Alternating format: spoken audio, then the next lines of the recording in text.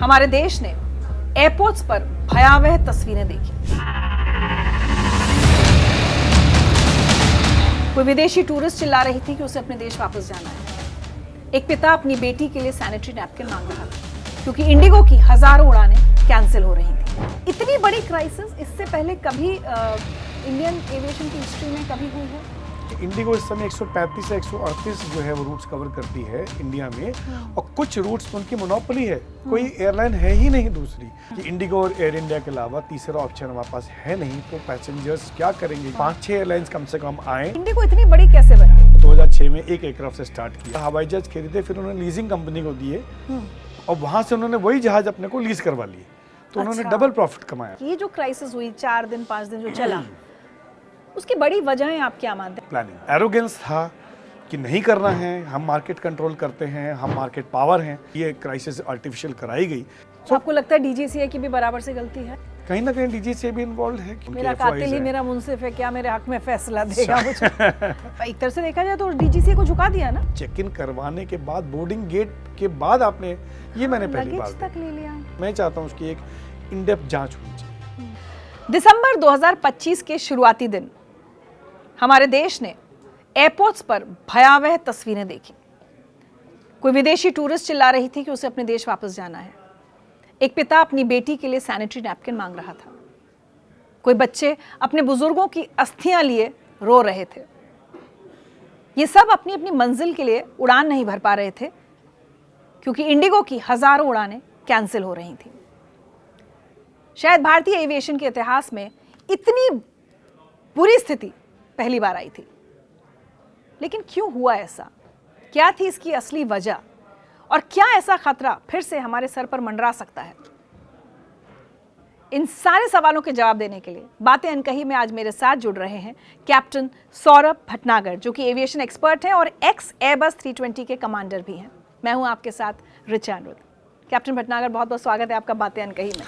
धन्यवाद रिचा जी, और आपके सब व्यूअर्स को मेरा नमस्कार। तो देखिए, बातें अनकही हैं तो बहुत सारी बातें जो कह दी गई हैं, उसके अलावा मैं आपसे वो चीज़ें समझना चाहूँगी जो अनकही रह गई हैं। लेकिन मेरा सबसे पहला सवाल आपसे यही है, एज एन एविएशन एक्सपर्ट, और आप खुद इस इंडस्ट्री में रहे हैं, इतनी बड़ी क्राइसिस इससे पहले कभी इंडियन एविएशन की हिस्ट्री में कभी हुई है? देखिए, क्राइसिस तो पहले एयर इंडिया की स्ट्राइक, जेट एयरवेज की स्ट्राइक हुई थी, पहले भी हुई हैं, 1-2 बार हुई हैं, बट इतने बड़े तादाद में इसलिए इफेक्ट नहीं है क्योंकि ऑप्शंस थे उस समय हमारे पास किंगफिशर भी था उस समय और एयर डेक्कन भी थी। बट इस तरह की जो क्राइसिस अब हुई है, जब इंडिगो के पास 65% मार्केट शेयर है, तो हमारे पास या हमारे पैसेंजर्स के पास कोई ऑप्शन नहीं था, क्योंकि कई सारे ऐसे रूट्स हैं। इंडिगो इस समय 135 से 138 जो है वो रूट्स कवर करती है इंडिया में, और कुछ रूट्स में उनकी मोनोपोली है। कोई एयरलाइन है ही नहीं दूसरी, तो उस रूट्स पे जो लोग पैसेंजर जिन्होंने टिकट बुक करी थी, उनके पास कोई ऑप्शन ही नहीं है। तो एक तरह से मैं बोलूँगा कि पूरा एक स्टैंड स्टिल जो हुआ हमारे देश में इस समय, पिछले जो इंडिगो क्राइसिस में, ये एक तरह की पहली बार इस तरह का हुआ है, क्योंकि इस समय आज की डेट में हमारे पास कंट्री में सिर्फ 2 ही एयरलाइंस हैं जिसको हम डुओपोली बोल रहे हैं आज की। तो ये एक बहुत बड़ी सोचने की बात है कि इंडिगो और एयर इंडिया के अलावा तीसरा ऑप्शन हमारे पास है नहीं, तो पैसेंजर्स क्या करेंगे जब इस तरह की क्राइसिस, इंडिगो की हज़ारों फ्लाइट जब कैंसिल होंगी और कुछ रूट्स जो उनके मोनोपोलिस्टिक रूट्स जहाँ पर हैं, तो वहाँ पर तो पैसेंजर्स तो बिल्कुल ही बेसहाय हो जाएगा, कहीं जा ही सकता। मुझे एक चीज़ समझाइए, ये मोनोपोली क्यों है? हम कह रहे हैं देश हमारा लगातार विकास कर रहा है, तो हमारे पास तो ऑप्शंस बढ़ने चाहिए ना। ऑप्शंस इतने कम क्यों है हमारे पास? बिल्कुल बढ़ने चाहिए, बट ऐसा है कि एविएशन इंडस्ट्री और एयरलाइंस जो है चलाना भी एक इजी टास्क नहीं है, क्योंकि इसमें आप बहुत ही थिन मार्जिन्स पे काम करते हैं, क्योंकि सबसे ज़्यादा इंपॉर्टेंट है फ्यूल कॉस्ट। और आप किराया जो है, आज आपको पता ही है हमारे देश में जो है ज़्यादा किराया लोग देना पसंद नहीं करते हैं। तो हमारी कंट्री भी जो है अपर मिडिल क्लास भी अब ट्रैवल कर रही है, तो किराया हम ज़्यादा बढ़ा नहीं सकते, तो इसलिए जो है मार्जिन्स कम रहते हैं, और अगर मैनेजमेंट ठीक से नहीं हुआ तो आपकी एयरलाइंस इमीडिएटली लॉस में जा सकती है। इसलिए जैसे आप देखें, डेक्कन बंद हुई, किंगफिशर बंद हुई, गो एयर बंद हुई, विस्तारा मर्जिन हो गई, एक पहले एयर कोस्टा चलाई गई थी वो बंद हुई।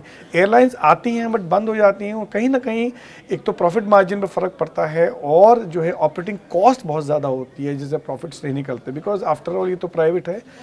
एयर इंडिया वाज प्राइवेटाइज ना हो, पर पहले सरकार भी थी, अभी अलायंस एयर है, वो एक एयरलाइंस है, वो भी छोटी, जो कि गवर्नमेंट के पास इस समय है।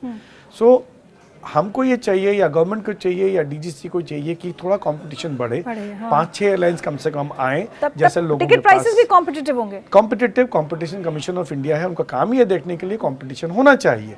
तो 4-5 अभी जैसे 2 नई एयरलाइंस आने वाली हैं, शंख एयर और एयर केरला, उनको एनओसी मिल गया है मिनिस्ट्री ऑफ सिविल एविएशन से, बट उनके कुछ सेफ्टी चेक्स या कुछ आई थिंक बाकी हैं। वो एयर ऑपरेटर्स परमिट जिसको हम बोलते हैं, एओसी या एओपी, वो लास्ट क्लियरेंस होती है कि आप अब टिकट बेचना चालू कर सकते हैं। अच्छा। वो उन दोनों को नहीं मिला है।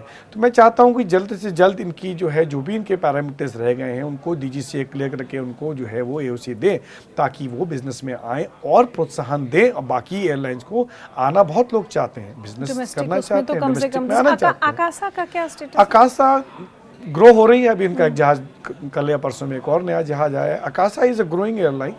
इंडिगो ने भी एक साथ जब स्टार्ट किया था 2006 में, तो एक जहाज से स्टार्ट किया था, और उसको करते करते आज 19 साल में उनके इतने सारे जहाज हो गए। उनकी पॉलिसी अच्छी थी, बहुत बढ़िया, मेटिकुलसली। इसलिए जब ये क्राइसिस हुई तो किसी ने बिलीव नहीं किया था कि इंडिगो की क्राइसिस हुई। इतना हम लोग तो हमेशा मानते हैं ना कि बिल्कुल समय पर उड़ेगी, समय पर लैंड करेगी। अगर आपके पास उसी टाइम में एक चॉइस होती है तो व्यक्ति इंडिगो चूज करना चाहता था। स्पाइस जेट का क्या हुआ है? स्पाइस जेट का भी देखिए मैनेजमेंट का ही प्रॉब्लम रहता है स्पाइस जेट का, जहाँ तक मुझे पता है। स्पाइस जेट ने भी कई बार, पहले अजय सिंह के पास थी, मिस्टर अजय सिंह, फिर वो उसके पास गई, साउथ में सन टीवी वालों ने लिया, उसके बाद वो लॉस में किया तो वापस आई। तो स्पाइस जेट भी अभी जो है वो आई वुड से जब 2012 में ऑलमोस्ट बंद होने के कगार में पहुंच गई, 2012 या 14 में आसपास जो भी है। तो अब वो लोग भी एक्स्ट्रा उन्होंने भी काफ़ी जो है दिखाया है कि हम इनके स्लॉट्स ले सकते हैं, they also want to progress, but उनकी भी डिलेज तो काफ़ी है, और उनको भी थोड़ा सा टेंशन है। स्पाइस जेट को भी भरोसा थोड़ा लोगों का उनकी कम कर रहे हैं आज। इंडिगो की ग्रोथ स्टोरी थोड़ा आपसे मैं समझना चाहूँगी, क्योंकि अब जब हम ये कह रहे हैं कि 80% सारा, मतलब सुबह की फ़्लाइट अगर आपको चाहिए सुबह 5 बजे तो इंडिगो है, अगर रात 12 बजे चाहिए तो इंडिगो है, 80% पूरा जितनी फ़्लाइट्स हैं उसमें उनका ही फ़्लाइट्स उड़ रही थी। कैसे इंडिगो इतनी बड़ी कैसे बन गई? देखिए, इंडिगो के साथ 2 चीज़ें बहुत अच्छी थी। एक, इंडिगो की किस्मत बड़ी अच्छी थी जहाँ तक मैं समझता हूँ, और उनका बिजनेस मॉडल बहुत अच्छा था, इसीलिए इंडिगो इतनी जल्दी राइज करी। जैसे मैंने कहा, वो 2006 में एक एयरक्राफ्ट से स्टार्ट किया, उसके बाद 6 साल के अंदर जब 2012 में किंगफिशर डाउन हुई तो उसका पूरा फ़ायदा इंडिगो को हुआ। उसके बाद जो है धीमे धीमे उन्होंने मार्केट शेयर, पहले उनके पास मात्र 15% था, फिर 17% हुआ, फिर 35% हुआ, फिर कोविड आया। कोविड के बाद जब जेट एयरवेज डाउन गई, जब जेट एयरवेज बंद हुई, तो उसका पूरा फायदा डायरेक्ट इंडिगो को हुआ। तो उसके बाद बीच में जितनी भी कॉम्पिटिटिव एयरलाइंस थी वो आई और फिर चली गई। फिर जेट एयरवेज के बाद फाइनल जो आप बोलते हैं straw on the hat was Go Air का जाना। तो जितनी भी आप समझिए कि एयरक्राफ्ट से पैसेंजर, जितने भी पैसेंजर लोड था, जितना भी मार्केट शेयर था, इंडिगो सबसे जो है वो ऊपर पलटती गई। इनका मॉडल बड़ा अच्छा था। इनका एक चीज़ और भी अच्छी थी कि इन्होंने हवाई जहाज खरीदे, बड़े बल्क में ऑर्डर दिए, बहुत डिस्काउंट वहाँ से मिला, हवाई जहाज खरीदे, फिर उन्होंने लीजिंग कंपनी को दिए और वहाँ से उन्होंने वही जहाज अपने को लीज करवा लिए। तो उन्होंने डबल प्रॉफिट कमाया बेसिकली। उनका ये मॉडल था। और ऑन टाइम परफॉर्मेंस और बड़े रेजर थिन मार्जिन पे लोग काम करते थे, और पायलट्स को नेचुरली जो है मिनिमम जो लीगल रेस्ट देना चाहिए, जितना वो लीगल है एज पर द लॉ, उतना ही देते थे। जैसे आप, और इनकी ऑन टाइम परफॉर्मेंस और इनका जो टर्न अराउंड टाइम होता है एयरपोर्ट पे, वो इनका सबसे बड़ा मेन इनका प्रॉफिटेबल था, ताकि जो है जहाज जितनी देर ग्राउंड पर रहेगा उतना उसको पैसा नहीं मिल रहा आपको, जितना उड़ेगा उतना आपको बिजनेस मिलेगा। तो जहाँ पे जो एयर इंडिया का जो ग्राउंड पे टाइमिंग होता था 1 घंटा 1.5 घंटा, वो स्टार्टिंग में उनका भी 1 घंटा था, प्लस में कम करते करते करते करते वो 25 से 30 मिनट लेकर आए। आप देखिए, जब आप इंडिगो में कोई फ्लाइट करने जाते थे तो आपको 20-25 मिनट का टर्न डाउन टाइम मिल रहा है खाली। तो उससे क्या है कि जहाज ग्राउंड पे कम रह रहा है, हवा में ज़्यादा रह रहा है, तो आप उससे ज़्यादा सेक्टर्स, आप 8 सेक्टर 9 सेक्टर दिन के कर सकते हैं, ताकि आपको जो है ज़्यादा प्रॉफिट हो। कंपनी हवा में उड़ने लगी थी, तो कंपनी का पूरा मॉडल ही रात का बेस था। आप देखिए 24/7 पहले हमारे यहाँ जब एयर इंडिया थी तो सनराइज टू सनसेट फ्लाइंग होती थी, सनसेट के बाद रात में कोई फ्लाइट नहीं होती थी। उसके बाद जब डेक्कन आई, किंगफिशर आई और बाकी छोटी छोटी आई, मोदी लुफ्ट आया, दमानिया आया, ये ऑल दीज केम इन 2007-8 में कोई सर्वाइव नहीं कर पाया। IndiGo is the one which survived. So इनकी जो majority of the profit sharing है वो उनका रात की फ्लाइट से आता है, वही सबसे ज़्यादा उनको न्यू एफडीटीएल में उनको हिट किया, and that is what it happens cascading into this kinds of this kind of crisis. नए नियमों पे मैं आऊँगी, लेकिन अब मैं चाहूँगी कि मेरे व्यूअर्स को आप बिल्कुल सरल भाषा में समझाएं कि ये जो क्राइसिस हुई 4 दिन 5 दिन जो चला, उसकी बड़ी वजहें आप क्या मानते हैं? अगर मैं कहूँ कि 3 या 4 फैक्टर्स आप कहें तो क्या थे वो फैक्टर्स? सबसे बड़ी वजह थी प्लानिंग, पुअर प्लानिंग। ये अगर हम बाय दी इंडिगो ऑब्वियसली, क्योंकि क्या था, नए रूल्स जब आए 2024 जनवरी में तभी सबको पता चला गया था, क्योंकि एयर इंडिया में कोई ऐसी क्राइसिस नहीं आई, स्पाइस में नहीं आई, अकासा में नहीं आई, इंडिगो में इसलिए आई क्योंकि उनके पास पायलट ज़्यादा थे, उनके पास रूट्स ज़्यादा हैं। तो जनवरी 2024 से पता था कि ये हमको नए रूल लाने हैं। ऑलमोस्ट पूरे 2 साल हो गए, 2 साल का उनको टाइम मिला था, 2 साल में नए पायलट। और इंडिगो ने जो कैलकुलेशन, इंडिगो के पास सॉफ्टवेयर बहुत बढ़िया है, उनके पास उनका रोस्टर मैनेजमेंट सिस्टम, उनका सब कुछ बहुत ही फर्स्ट क्लास है, उनको सब कुछ उनका सिस्टमैटिक वे से बहुत बढ़िया ऑपरेशंस चलते हैं, तो उनके पास 2 साल था। अब ये नहीं पता क्या वो एरोगेंस था कि नहीं करना है, हम मार्केट कंट्रोल करते हैं, हम मार्केट पावर हैं, मार्केट शेयर तो है ही 65%, मार्केट पावर भी है बिकॉज प्राइस कंट्रोल करते हैं वो सीधे। और हमने देखा कि इन 3 दिनों में बिल्कुल उन्होंने एकदम चक्का जाम कर दिया बिल्कुल ही। तो ये 2 साल का टाइम था, पायलट्स हायर करने थे, उनको पता था 1 नवंबर से जब ये नए नाइट लैंडिंग का जो आएगा रूल और नाइट की जो टाइमिंग्स हैं उनसे उनका काफ़ी पायलट जो हैं वो फ्लाइट ज़्यादा नहीं कर सकते, वो लीगल नहीं रहेंगे, तो उनको उतने एडिशनल पायलट्स हायर करने थे जो उन्होंने नहीं किए। क्यों नहीं किए ये इंडिगो इंडिगो का एक्सेप्ट भी किया है कि हमारी poor management, poor foresight, we did not monitor. But मैं नहीं समझ सकता और मैं नहीं मानता कि ये इंडिगो का रीज़न जो इन्होंने दिया है वही सही दिया, बिकॉज इंडिगो ऐसा करते नहीं है। जिस तरह से एयरलाइन वो ऑपरेट करते हैं, one of the best operations I have seen in the low cost model.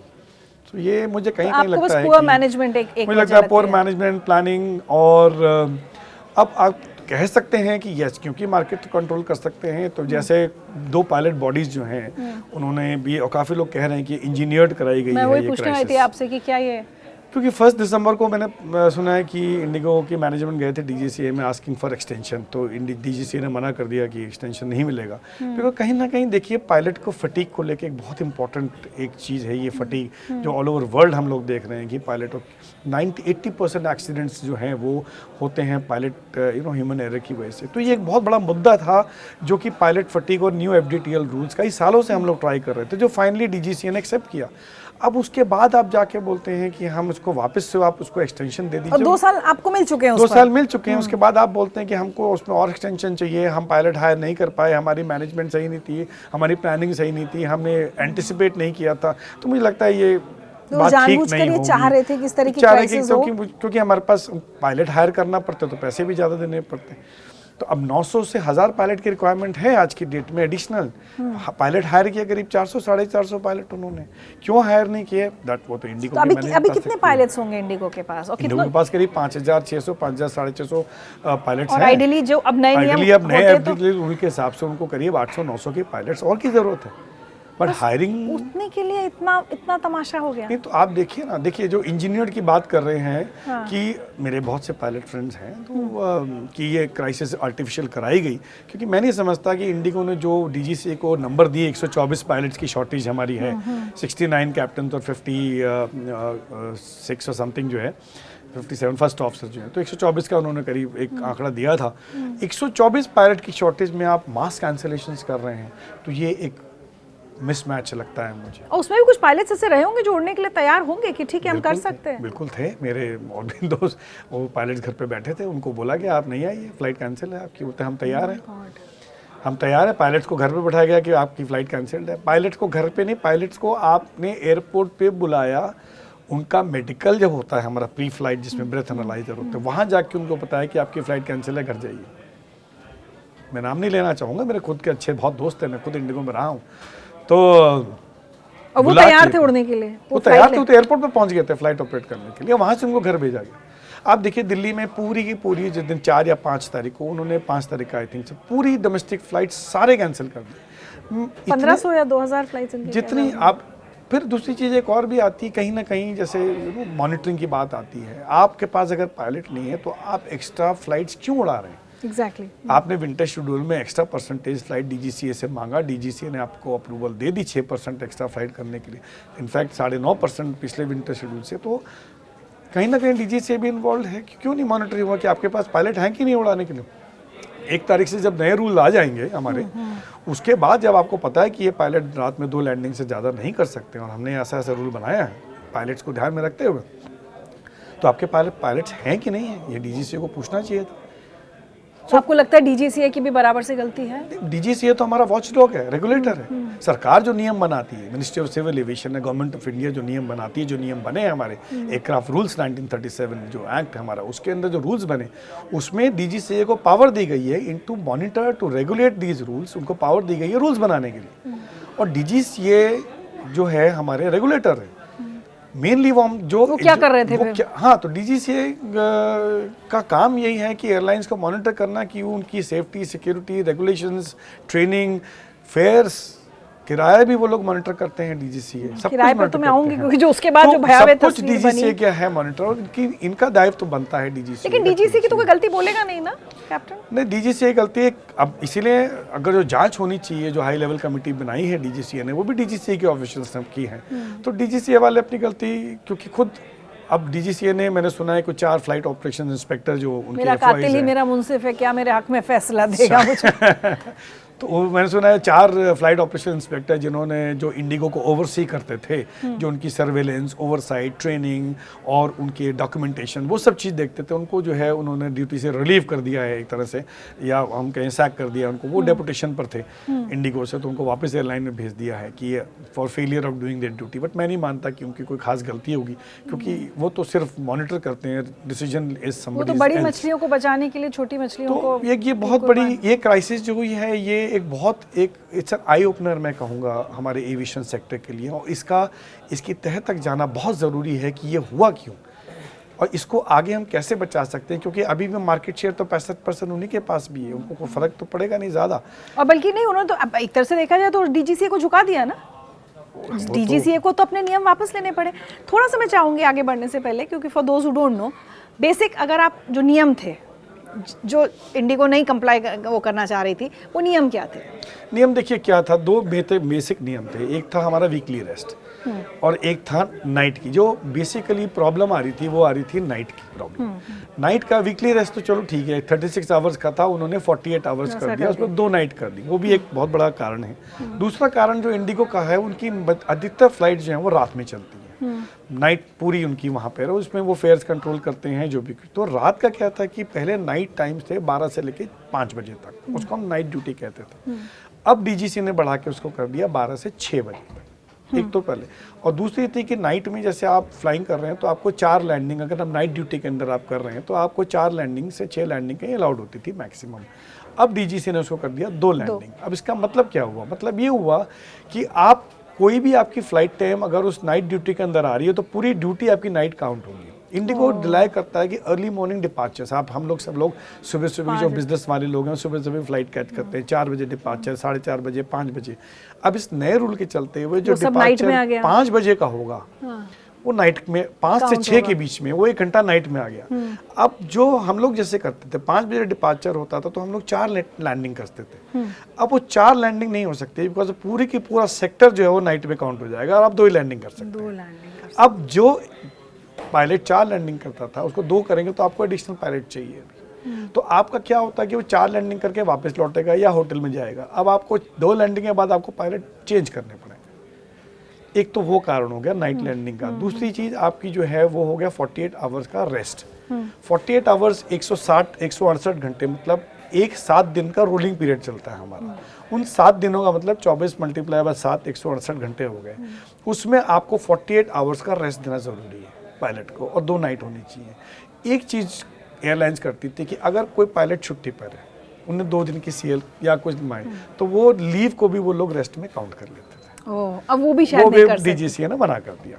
तो उसमें वो एक कैस्केडिंग, वो अलग, रेस्ट अलग। हाँ, तो अब आप देखिए अगर 7 दिन में उसकी 1-2 दिन छुट्टी भी है, मगर उस 7 दिन में उसको 48 घंटे का रेस्ट देना ही है। तो स्टाफ तो खुश होगा, पायलट्स खुश होंगे। ये देखिए ना, पायलट को मद्देनजर रखते किया था, बिकॉज बहुत बहुत साल से ये चल रहा था कि फटीग लिमिट जो है पायलट्स की बहुत ज़्यादा हो रही थी, लोग बाकी से रिपोर्ट कर रहे थे, क्योंकि बॉडी क्लॉक जो है ना वो आपके हिसाब से देखिए, रूल के हिसाब से हम लोग बोलते हैं chocks on to chocks off, मतलब एक जहाज जब पीछे निकलता है उसको हम चॉक्स ऑफ बोलते हैं, और जब आके आप पार्किंग में करता है, जब हम इंजन स्विच ऑफ करते हैं उसको चॉक्स ऑन बोलते हैं। तो chocks off to chocks on का 15 घंटे का 12 घंटे रेस्ट पीरियड और 1 घंटा पहले रिपोर्टिंग, 1.5 घंटा आना जाना मिला के जो है वो पूरा करीब 15 घंटे हम लोग बैठते थे। तो DGCA के हिसाब से, इंडिगो के हिसाब से, कि वो 15 घंटे के बाद आप टेक ऑफ के लिए तैयार हैं। अब वो 15 घंटे दिन रात दोपहर वो, बट बॉडी क्लॉक चेंज होती रहती है, तो वो 15 घंटे आपके रात के 1 बजे भी हो सकता है, वो 15 घंटे आपके, लाइक मैं कई बार एक फ़्लाइट ऑपरेट करी थी पहले, कि सुबह 4 बजे टेक ऑफ करके आप बैंगलोर पहुंचिए, और बैंगलोर में आप सुबह सुबह जाके होटल में रेस्ट किए, और रात के 12:30 बजे डिपार्चर। अब दिन भर मेरे को होटल में बंद करके पर्दे और अपने आप को बॉडी क्लॉक अरेंज करके सोना पड़ता था। और तब भी देखिए पायलट्स तैयार थे, इस क्राइसिस में भी फ्लाइट्स उड़ाने के लिए तैयार थे, लेकिन इंडिगो ने फ्लाइट्स कैंसिल की। बिल्कुल, पायलट्स तो उनका इंटरनल ऐप में इंडिगो के इंटरनल ऐप में जो है आपको पता चलता है कि फ्लाइट्स कौन सी खुली हुई हैं, खुली इन द सेंस कौन सी फ्लाइट पे पायलट्स अलॉटेड नहीं है, क्रू नहीं है। तो पायलट्स ने काफ़ी उन्हें वॉलंटियर किया कि ये फ्लाइट खुली है, मैं चले जाता हूँ, I am, but this no हम बताएंगे आपको, आप स्टैंड बाय पर रहिए। तो फिर तो ये इंजीनियर की तरफ इशारा बहुत ज़्यादा। इसीलिए एक थोड़ा सा वो हो जाता है कि ये कहीं इंजीनियर तो नहीं थी क्राइसिस। अब आप बताइए, जब ये सब चीज़ें हम 2 साल में देख रहे हैं, did you see it coming और did anyone see it coming? No. Why? Reason being, we did not know, because nobody was, except for DGC, because we did not know how whether the adequate amount of pilot hiring were, how many pilots were required, whether the hiring was going, क्या वो hiring हो रही थी कि नहीं हो रही थी, ये तो आम लोग और हम लोग मॉनिटर नहीं कर सकते सिवाय DGCA के। DGCA इज द वॉचडॉग, जिसको पता होना चाहिए कि इस तरह की क्राइसिस जब रूल होंगे तो उनके पास पायलट, तो उनको इंडिगो से पूछना चाहिए था कि आपके पास पायलट्स हैं कि नहीं है जब ये रूल अंदर आ जाए। तो ये एक सिलसिलेवार से थोड़ा सा उन्होंने फ़्लाइट कैंसिल करनी शुरू करी थी नवंबर से। 1 नवंबर के बाद फ्लाइट्स उनकी कैंसिल हुई थी जब उनको दिख रहा था, बट इतने लार्ज स्केल पे जो होना था वो 3 तारीख के, जब 1 तारीख को सुना है कि ये लोग गए थे और मैनेजमेंट गई थी DGCA, and DGCA Flatley refused कि नहीं, विल नॉट गिव एक्सटेंशन। तो अब मास कैंसिलेशन, तो आप कह सकती हैं कि हाँ सरकार को घुटने पर ले आए। और ये जो कहा जा रहा है कि जब इंडिगो को पता था कि क्राइसिस आने वाली है, शादियों का सीजन है, विंटर वेकेशंस का टाइम है, उसके बावजूद आप 1-2 महीने पहले से बुकिंग्स किए जाते हैं, आप सेल चला रहे थे। बिल्कुल। ये किसकी गलती है? तो सिर्फ इंडिगो की मानी जाएगी, मैनेजमेंट की? दोनों की। देखिए मैं बताता हूँ, दोनों की इन द सेंस की जो रेगुलेटर हैं वो उनका काम ही ये सब चीज़ें रेगुलेट करना। मेगा सेल और ये सेल तो नहीं, खैर वो लोग नहीं मॉनिटर करते, बट मेन चीज़ ये थी कि आपने जैसे विंटर शेड्यूल स्टार्ट हो गया 27 अक्टूबर, 26-27 अक्टूबर से मार्च तक चलेगा।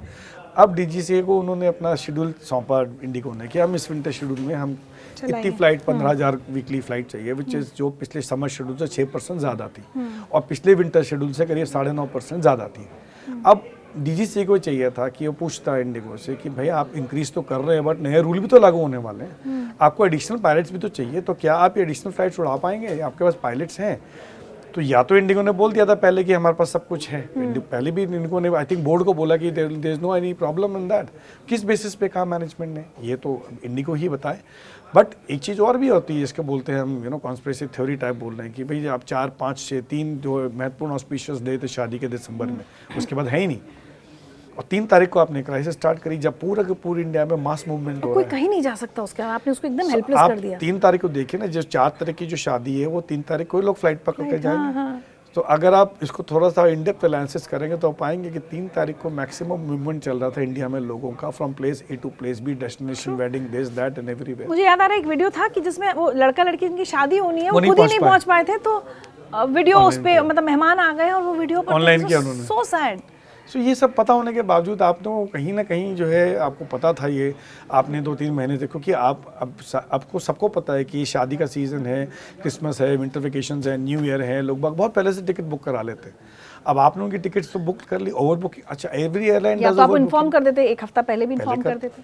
आपने लोगों को बुला के चेक इन करवाने के बाद, बोर्डिंग गेट के बाद आपने, ये मैंने पहली बार तक ले लिया, ये मैंने पहली बार देखा है कि आप बोर्डिंग गेट पे जाके फ्लाइट कैंसिल करा रहे हैं। ये मैंने पहले ऑन टाइम दिखा के बोर्डिंग, क्योंकि एक एयरक्राफ्ट जो है जब वो प्लान होता है अगले दिन फ्लाइट के लिए, तो एक एयरक्राफ्ट फ्रेम नंबर से प्लान होता है ये जहाज आज कितने सेक्टर उड़ेगा, तो एक दिन पहले पता होता है। मैं तो मानता हूँ कहीं ना कहीं ट्रैफिक कंट्रोलर को ATC की भी गलती है, तो ATC सरकार को भी अपनी जिम्मेदारी, तो सब लोग सबकी ये एक जिम्मेदारी। खाली एयरलाइन का मतलब नहीं है, ये तो सपोर्ट स्टाफ जो होते हैं, DGCA है, एयर ट्रैफिक कंट्रोल ATC है, एयरपोर्ट अथॉरिटी ऑफ इंडिया है, ये सब ATC जैसे दिल्ली सारे इनको सबको प्लान पता होते हैं, उनके पास पहले से प्लान्स होते हैं कि भाई ये फ्लाइट जाने वाली है, अगर आपको कैंसिलेशन करनी है तो आप बताते हैं भाई कैंसिल होनी चाहिए। तो ये थोड़ा सा एक संदेह पैदा करता है और मैं चाहता हूँ उसकी एक इन डेप्थ जाँच होनी चाहिए और न्यूट्रल हाँ, इंडिपेंडेंट जज से या तो CBI से कराए, ताकि जो है आपको पता चले कि कहाँ गलती है, क्योंकि जब तक आप उसको रूट कॉज नहीं पहुंचेंगे, जो कह रहे हैं कि क्योंकि अंदर सिस्टम के लोग जांच करेंगे तो कुछ नहीं करेंगे, तो आपको रूट कॉज जब तक क्या पब्लिक को नहीं, बिकॉज बहुत पब्लिक का पैसे के अलावा आप देखिए, हम टीवी पर रोज देख रहे थे, सिर्फ पैसे की बात नहीं है, ये आगे इसको हमको रोकना चाहिए कि कल को दोबारा अगर फिर से किसी दूसरे फॉर्म में भी आ सकती है। और आपने एक्सटेंशन दे के बात तो वहीं ले आया, पायलट की फटीग का कुछ हुआ ही नहीं। आप कैसे आप कंफर्म कर सकते हैं कि इन 10 फरवरी तक कोई पायलट फटीग की वजह से कोई एक्सीडेंट नहीं होगा? हम एक देख ही चुके हैं यार, एयर इंडिया 171 का क्रैश क्या हुआ, बट उससे पहले की आ चुकी थे रूल्स में, उसका भी कुछ हुआ नहीं अभी तक। तो मैं समझता हूँ कि ये जो DGCA ने रोल बैक किए हैं रूल्स, ये एक बड़ी दुखद है और बड़ा अनफॉर्चुनेट है ये, और कहीं ना कहीं उसमें मुझे लगता है कि ये इंजीनियर्ड या कुछ ऐसा है, तो मास कैंसिलेशन मुश्किल है। कैप्टन भटनागर, मुझे ना एक चीज़ समझाइए, मुझे लगता है हमें से ज़्यादातर लोग एविएशन के उसमें सेक्टर में एज पैसेंजर्स अपने राइट्स नहीं जानते। मनमाना किराया है, ठीक है, जब जिनको कहा जाता था लो कॉस्ट एयरलाइंस, वो भी अब लो कॉस्ट एयरलाइंस नहीं रही, ठीक है। उसके बाद जब आप देखिए कहीं पर कोई क्राइसिस आ जाती है, कहीं स्नोफॉल ज़्यादा है, बाढ़ ज़्यादा है, या जो इंडिगो की क्राइसिस हुई, आपदा में अफसर तो ये एयरलाइंस सबसे ज़्यादा ढूंढती हैं कि दूसरी का। खबरें चल रही थी कि भाई आज तो न्यूयॉर्क जाना आसान हो गया है बजाय बैंगलोर जाने के। कोई कानून क्या कहता है इन सब चीज़ों को लेकर? देखिए, कानून तो है, रूल 135 जैसे DGCA का है, वो एक बड़ा अच्छी तरह से लेट डाउन रूल है, मगर उसमें हर एक चीज़ में आपके ये लूप होल है कई। उसमें एक चीज़ है कि सरकार जो है वो डायनामिक प्राइसेस एयरलाइंस के कंट्रोल नहीं करेगी। अच्छा, लो कॉस्ट एयरलाइन है, उनको छूट दी है कि वो अपने हिसाब से किराया निर्धारित करें। कारण क्या है? क्योंकि फ्यूल कॉस्ट, अब इंटरनेशनल आप देखिए क्रूड ऑयल के प्राइसेस, ATF जो सबसे महंगा तेल है, अगर उसकी प्राइसेस ऊपर नीचे जाएंगी तो एयरलाइंस को अपना किराया ऊपर नीचे करना पड़ेगा, बिकॉज 50% से ज्यादा 80,000 नहीं, वो तो क्या डिमांड एंड सप्लाई हो गया। बट जो प्राइसिंग जो हम चेंज करते हैं, जैसे 50% से ज्यादा जो है वो किसी एयरलाइन की कॉस्टिंग फ्यूल कॉस्टिंग पे डिपेंड करती है, अकॉर्डिंगली फिर वो किराया अपना सेट करते हैं। नाउ अब ये जो है डिमांड एंड सप्लाई का खेल हो गया। आपने सडनली जैसे फॉर एग्जांपल जो इंडिगो जो भी करते हैं, तो रूल कहता है कि हम कंट्रोल नहीं करेंगे, बट अगर कोई ऐसा एक्स्ट्रा नेचुरल या एक्स्ट्रा ऑर्डिनरी कोई सिचुएशन आती है जहाँ पर एयरलाइंस अपनी मनमानी शुरू कर देंगी, तब गवर्नमेंट विल स्टेप एंड तब गवर्नमेंट विल कंट्रोल करेगी, जैसा कोविड के टाइम हुआ। लेकिन इसमें क्यों नहीं कर पाई सरकार? 2 दिन के बाद किया उन्होंने, 2-3 दिन, 2 दिन में तो हो गया था। तो जिसका खेल तो सारा हो चुका था, तो जिनको जाना होता है वो बेचारे 50,000 करेंगे, वे क्या करेंगे आप बताइए। तो जब तक ये क्राइसिस, देखिए एकदम से तो नहीं हुई है, धीमे धीमे करके हुई। 3 तारीख को 4-5, तो उन 2-3 दिनों में ही जो है वो फेयर प्राइसेस, क्योंकि सीट तो उतनी है 180 जहाज में ना, जिन्होंने बुक कराई है, अब जाने वाले 2-3 मिला के 300-400 हो गए, तो मेरे तो एयरलाइंस तो अपने पैसे कमा लेंगी सीधे। तो जब कंट्रोल करा, अब जैसे कोविड के टाइम में जब खुला एयर ट्रैवल, तो उसके बाद भी सेम चीज़ हैपेंड हुई। 2022 में सिमिलर थिंग हुई, एकदम से फिर government has to step in, और उन्होंने फिर उसको टेम्प्रेरी किया, फिर 2 महीने बाद उसको हटा लिया वापस। अब दोबारा से किया है, जो कि मैक्सिमम उन्होंने 18,000 रुपये कैप किया है, डिपेंडिंग अपॉन दी सेक्टर। ये भी टेम्प्रेरी है, जब इंडिगो स्टेबलाइज हो जाएगी तो उसको, क्योंकि क्या है कि 18 कॉस्ट तो देखिए लगती तो है, फ्लाइंग की कॉस्ट तो होती है, आप इंटरनेशनल ट्रैवल भी करेंगे तो बट आप उस हिसाब से अपना बजट तैयार करते हैं, ऐसा थोड़ी कि कभी कुछ भी मांग लेंगे। तो ये गवर्नमेंट ने कंट्रोल करना चाहिए था, किया, बट देर हो गई बहुत। ये तो कैंसिलेशन हो गया। मैं कई बार सोचती हूँ कि मुझे दिल्ली से मुंबई जाना है, मेरी एक मीटिंग है, क्रूशियल मीटिंग है जो 2 बजे शुरू होनी है, तो डिलेज हो जाते हैं, इनके इनडेफिनेट डिलेज हैं, उसमें मेरे पास क्या अधिकार है? आपके अधिकार जो हैं, देखिए गवर्नमेंट ने अधिकार, एक एयर सेवा करके पोर्टल है, उस पर आपके पूरे अधिकार हैं, बट हाँ, आप बिल्कुल सही कह रहे हैं कि एविएशन सेक्टर में लोगों को जानकारी थोड़ी कम है, अवेयरनेस नहीं, वहीं चिल्लाते रहते हैं, एयरपोर्ट पे लड़ते रहते हैं। अब जैसे 2 घंटे फ्लाइट आपकी डिले हुई, 2 घंटे के अंदर कुछ नहीं होगा, 2 घंटे से ज़्यादा अगर डिले हो रही है तो आपको रिफ्रेशमेंट्स, मील्स, वो एयरलाइन का वो है कि आपको देना। अगर एयरलाइन आपकी 6 घंटे तक डिले हो गई, 2 से 6 घंटे 2 से 6 घंटे का डिले हो गई, तो आपके पास फुल रिफंड का वो है कि आप जो है वो उनसे एयरलाइन से फुल रिफंड मांग सकती हैं। या अगर ऑल्टरनेट फ्लाइट नहीं दे रहे हैं वो आपको, तो आप उनसे बोलिए मुझे नहीं जाना, मगर कौन ये जानता है। और 12 घंटे के आसपास हो गई तो आपको एयरलाइन को होटल देना मैंडेटरी है। बट अगर जैसे कोहरा हो जाएगा विंटर्स में तब भी अब होता है, डिलेस तो होती हैं, तो वो देंगे? नहीं तो देना चाहिए। 2 से 6 घंटे का जनरली होने होता है। जैसे कई बार देखिए ये जो एडवर्स वेदर है, अब इंडिगो ने अभी जो रीजंस दिए, crew shortage, pilot shortage, ATG congestion, adverse weather, मैं नहीं मानता ये दोनों चीज़ें हैं, क्योंकि अभी ना तो फॉग पीरियड उतना आया fog नहीं है। आया, हाँ। मैंने खुद जो है भयंकर फॉग में लैंडिंग करी है। हर बार अभी फॉग पीरियड आएगा, जब अभी जैसे हमारे बारिश वगैरह अभी होंगे दिसंबर में, फॉग पीरियड नहीं आया, एयर ट्रैफिक कंजेशन भी नहीं है, क्योंकि बाकी एयरलाइंस तो चल रही हैं। तो ये 2 चीज़ें जो इनका रीज़न दे रहे हैं वो अभी फ़िलहाल नहीं है। और जो है फॉग के आने से और डिले होती है। दूसरी चीज़ क्या होती है कि पायलट्स जो हैं वो जब नए पायलट्स हायर अप करते हैं और वो जब लाइन पायलट रिलीज़ होते हैं, उनको कुछ रिस्ट्रिक्शंस होती हैं 100 घंटे के लिए। आप जो आपके रिस्ट्रिक्शंस हो दैट फॉर सेफ्टी को मद्देनज़र रखते हुए कुछ जो नए पायलट्स होते हैं उनको कम विजिबिलिटी में लैंडिंग अलाउड नहीं होती है। वो जो हैं जिसको बोलते हैं हम लोग जो है वो कैट 2 कैट 3 पायलट्स जो होते हैं जो फॉग में भी लैंड कर सकते हैं, तो वो उनको मिनिमम 100 घंटे का पहले एज ए कैप्टन अपना फ्लाइंग एक्सपीरियंस करना होता है। उसके बाद फिर उनकी एडिशनल ट्रेनिंग होती है। तो जो ये एकदम से फॉग कभी आ जाता है, विजिबिलिटी आ जाती है, एकदम से ख़राब हो जाती है, तो डाइवर्जन जब हो जाता है, तो जब डाइवर्जन हो गया तो वहाँ आपके 2-4 घंटे खराब हो गए। तो दिल्ली से आप डाइवर्ट हो गई फ्लाइट जयपुर, अब जयपुर में लैंड करेगी, जयपुर में रिफ्यूलिंग होगा, फिर वहाँ से वापस उड़ेगी, तो उससे क्या होता है कि कैस्केडिंग शुरू हो जाती है। अब 8-10 फ्लाइट अगर ऊपर घूम रही है और लैंडिंग अलाउड नहीं हो रही है, वो वेट कर रहे हैं क्योंकि विजिबिलिटी अब उनके लीगल फ्रेमवर्क के अंदर नहीं है। आपको फॉर एग्जांपल जैसे आपको 2 किलोमीटर विजिबिलिटी में से अगर नीचे गई तो आप लैंड नहीं कर सकते।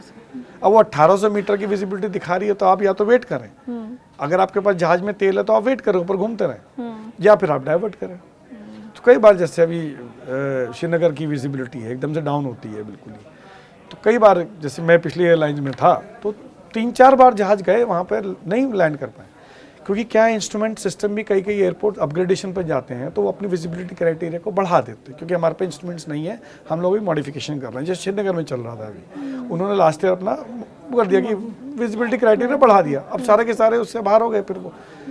तो ये जो है नेचुरल रीजंस होते हैं जिनकी वजह से फ्लाइट डिले होती है। तो इस वाले में तो ये भी पता चला था कि हज़ारों यात्रियों को ना खाने को दिया गया एयरपोर्ट पर, कुछ नहीं, कोई ढंग से जवाब नहीं, मतलब लोग बहुत फ्रस्ट्रेट हुए हैं। अब 600 करोड़ से ज़्यादा की रकम लौटाने की बात हो रही है और एक कॉम्पनसेशन व वाउचर्स है ना जो बात हो रही है। आज मैं देख रही थी सोशल मीडिया पर सुहेल सेठ जो है उन्होंने सवाल पूछा है, उन्होंने लिखा है कि मैं चाहता हूँ कोई एविएशन एक्सपर्ट मुझे बताए। तो सुहेल जी की तरफ से मैं आपसे सवाल पूछ लेती हूँ, जिसका बेसिकली सवाल ये है कि वाउचर ही क्यों, कैश क्यों नहीं? अगर मुझे एज अ पैसेंजर मुझे कॉम्पनसेशन वाउचर के फॉर्म में नहीं चाहिए तो मुझे पैसा दो। अब तो ये लूपहोल है, मतलब क्योंकि रूल ऐसा नहीं कहता कि आपको कैश ही वापस करना है। रूल कहता है compensation in the amount of money आपको देना है, 5,000 10,000 जो भी है। अब वो 10,000 रुपए किस फॉर्म में होंगे, कैश में होंगे, कार्ड में होंगे या वाउचर? कौन तय करेगा? एयरलाइंस। एयरलाइन तय करेगी। मतलब हम इसके खिलाफ ऑब्जेक्ट नहीं कर सकते। मेरे ख्याल से ऐसा रूल में लिखा नहीं है कि आपको कैश ही देना है, तो वो वाउचर दे रहे हैं। आप इसको अब 1 साल की आपकी वैलिडिटी कर दी वाउचर की, आप इसको कभी भी यूज कर लीजिए। 10,000 वाउचर कंपनसेशन है, में रिफंड तो है ही है। आपने रिफंड कर दिया पूरा फेयर जो आपने लिया था, उस पर आपने इंटरेस्ट भी कमा लिया 3 महीने से।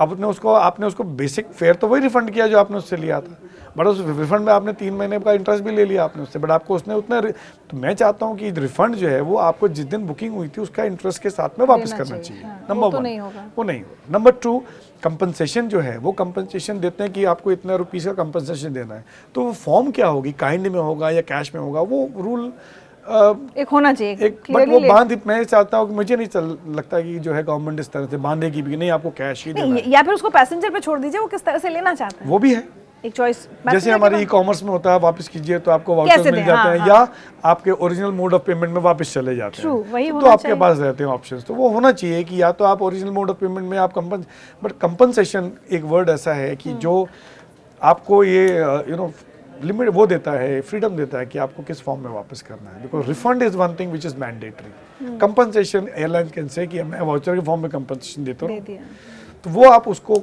नहीं कर सकते। उस पर definitely airlines will have an objection, और ये मुझे नहीं लगता कि ये गवर्नमेंट भी एनफोर्स करेगी कि नहीं कैश ही देना चाहिए। ठीक है, अच्छा ये बताइए, एयर इंडिया और इंडिगो दोनों के सीईओज विदेशी हैं। हमारे मार्केट को, हमारे लोगों को, हमारी ज़रूरतों को समझ सकते हैं? अब इस पर कमेंट करना तो ये है कि देखिए, अब एयरलाइन को सीईओ अगर हायर करेंगे तो वो उनको मिनिमम, कई बार जो होता है टेलर मेड होता है। आपको किसी पर्टिकुलर इंसान को हायर करना बाहर से, तो उसके अकॉर्डिंगली आपकी क्वालिफिकेशंस आप उसको डालते हैं कि बाकी लोग उस पर क्वालिफाई ना कर पाए। हाँ। दूसरी चीज़ क्या है कि जिनको, जैसे एयर इंडिया के हैं सीईओ, अब उनको एयरलाइन चलाने का एक्सपीरियंस के ऊपर भी बहुत, आज की डेट में हमारे पास किसको एक्सपीरियंस है इतने लंबे एयरलाइन को ऑपरेट करने का? कोई है नहीं हमारी कंट्री में, क्योंकि कोई एयरलाइन ही इंडिगो के अलावा और एयर इंडिया के अलावा कोई एयरलाइन ही नहीं है। जो पिछले जेट एयरवेज थी 25 साल चली, बट वो बंद हो गई। अब कोई ऐसी एयरलाइन नहीं है जो कोई इंडिया में एक्सपीरियंस इसको चलाने का हो, लो कॉस्ट एयरलाइंस को। डेक्कन बंद हो गई, किंगफिशर बंद हो गई, गोएयर बंद हो गई, जेट एयरवेज बंद हो गई, पुरानी जितनी आई थी, east west airline, Damania, Modi लुफ्ट, ये सब की सब।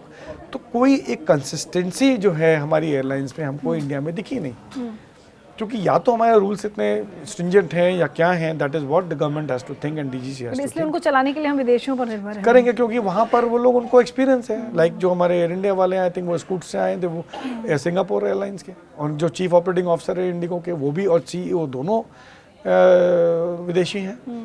एक तो स्पेन के हैं चीफ ऑपरेटिंग ऑफिसर, जो अकाउंटेबल ऑफिसर भी हैं। तो जब लेना, तो end of the day airlines तो प्राइवेट है, उनको तो बिजनेस करना है, they have to run money, government की तो नहीं है। तो वो तो चाहेंगे कि हमको बेस्ट सीईओ, बेस्ट सीओओ मिले। अब इंडिगो को ये जो हुआ है, और जो मैं बार बार मतलब ये बात हो रही है ना कि पैसों की बात नहीं है, जिन लोगों के अपने इंपॉर्टेंट इवेंट्स छूटे, किसी की शादी छूट गई, किसी के पिता की अस्थियां लेट हो गई, क्या होगा? इंडिगो को कैसे सजा मिलेगी, नहीं मिलेगी? मिलनी चाहिए। अब वो कर सरकार का है और डीजीसी का है कि इन्वेस्टिगेशन के बाद क्या मिलनी चाहिए। बट हाँ, अगर आप आम नागरिक से पूछें तो आजकल, आज की डेट में ट्रस्ट फैक्टर जो है वो काफ़ी डाउन चला गया। मंत्री जी ने माना है कि भाई गलती हमारी है, और तो सज़ा भी मिलनी चाहिए, क्योंकि जो इन्होंने अपनी मनमानी करके रूल रोल बैक कराए हैं, वो एक गलत काम हुआ है। कि रूल जो है वो पायलट के जो हक में थे, आप झुक गए, बिकॉज आपके पास ऑप्शन नहीं था। अब इंडिगो को अगर ट्रस्ट फैक्टर ना भी लोग करें, तो बट लोगों के पास फिर ऑप्शन क्या है इस समय? अब छोटी छोटी जगह जहाँ कोई और जा ही नहीं रही, कोई एयरलाइंस जा ही नहीं रही, उनके पास मोनोपोली इस रूट पे, वापस ट्रेन का रास्ता पकड़। तो अब that is what I am saying. But trust factor इस समय काफ़ी डाउन है। बट इवन अगर ट्रस्ट फैक्टर डाउन है, अगर कल को किसी को इमरजेंसी में जाना है, जैसे हम बता रहे हैं, किसी की शादी है, किसी की अनफॉर्चुनेट इंसिडेंट हो गया, डेथ हो गई, समथिंग, उसके पास कोई ऑप्शन ही नहीं है जाने के लिए, तो वो तो जाएंगे इंडिगो से। ये इंडिगो को, तो इसको बोलते हैं market share and market power. अभी मार्केट पावर इंडिगो के पास है इस समय भी। तो मेरा आखिरी सवाल आपसे कि अब क्या ऐसी क्राइसिस आपको लगता है, जैसे पहले मैंने कहा, did anyone see it coming, do you see it coming again? ऐसा कुछ फिर से प्रॉब्लम आ सकती है? अब मुझे ऐसा लगता नहीं है, थ्योरेटिकली आ सकती है, यस, क्योंकि हमारे पास अभी भी तीसरा प्लेयर नहीं है। थ्योरेटिकली है, पर प्रैक्टिकल मुझे नहीं लगता, क्योंकि अब इसके ऊपर जो है वो काफ़ी जो है वो गवर्नमेंट की नज़र है, डीजीसी की नज़र है, बिकॉज पैसेंजर्स को जितना परेशानी उठानी पड़ी, तो मुझे नहीं लगता कि अगर इस बार ये दोबारा ये हुई क्राइसिस इस तरह की, तो ये एयरलाइन सर्वाइव नहीं कर पाएगी। एयरलाइन सर्वाइव, हाँ, क्वाइट पॉसिबल, या तो इनका फिर लाइसेंस कैंसिल होगा। पता है, लेकिन 2 साल में जो इन्होंने नहीं किया, वो अभी अब 2 महीने में कर लेंगे।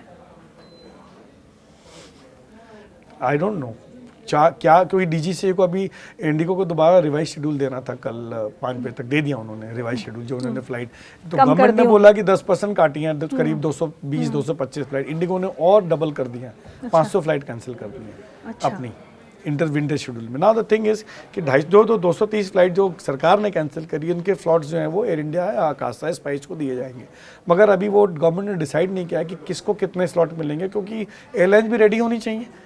क्योंकि उनको भी जो नहीं, बट इनकी फ्लाइट्स कम होंगी तो इनका टिकट का दाम बढ़ जाएगा क्या? नहीं, मुझे नहीं लगता टिकट तो अब तो कैप हो रखी है 18,000 तो करेंगे जब तक ये स्टेबलाइज नहीं होंगे, क्योंकि आप हर तरह थोड़ा ना कर सकते। आपने रूल भी पीछे ले लिए और आप उसके बाद आप मनमानी भी फ्लाइट फेयर भी बढ़ा सकते हैं, वो दोनों नहीं होगा। 18,000 तो I don't think so government allow करेगी, करना भी नहीं चाहिए, ना डीजी से अलाउ करेगी, वो नहीं लगता मुझे। बट हाँ, क्राइसिस को अवॉइड करने के लिए द ओनली सोल्यूशन इज आपके पास कंपटीशन में कम से कम 4-5 एयरलाइंस होनी चाहिए आपके पास। अगले 1-2 साल में उसकी प्लानिंग कम से कम की जाए। आप देखिए इकोनॉमी आज की, देखिए आपके पास सब जो हमारे पास जो है, आप ई कॉमर्स के लिए देखिए अमेजोन और फ्लिपकार्ट है, बट लोगों के पास ऑप्शन भी है, डायरेक्ट कंपनी से मंगा सकते हैं। हमारे पास ऑप्शन है, इवन दो डुओपोली और मोनोपोली है, पेटीएम है और गूगल है, बट दूसरे लोग भी हैं, फोन पे और गूगल है, बट लोग अपना डायरेक्टली भी हर एक चीज में है। मार्केट प्लेस जरूर है, नहीं है ज्यादा, मार्केट प्लेस है, एक दो ही है। फोन में आप देख लीजिए, एयरटेल है और जियो है, वोडाफोन का परसेंटेज बहुत कम है, मगर मेरे पास ऑप्शन है लोगों को, या तो ऑप्शन ही नहीं है ना, तो फिर आदमी करेगा क्या? चलिए चलते चलते मेरी आखिरी बात, हमारे सारे व्यूअर्स को, पैसेंजर्स भी हैं हम सब लोग, आने वाले दिसंबर में, गर्मी अगेन विंटर वेकेशंस का बिल्कुल टाइम आ जाएगा, न्यू ईयर्स का टाइम है, क्या सलाह आप देंगे सब लोगों को?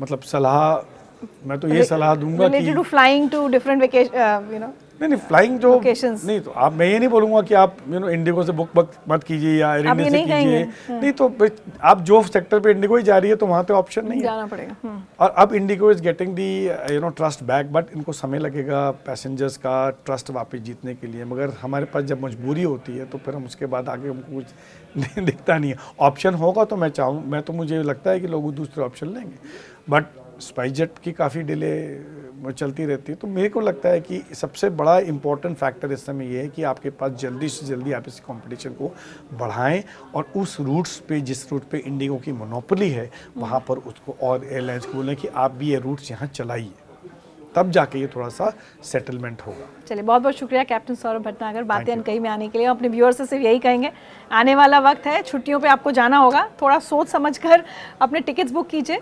और सारे सवाल के जवाब मुझे लगता है बहुत अच्छे से कैप्टन भटनागर ने दिए हैं।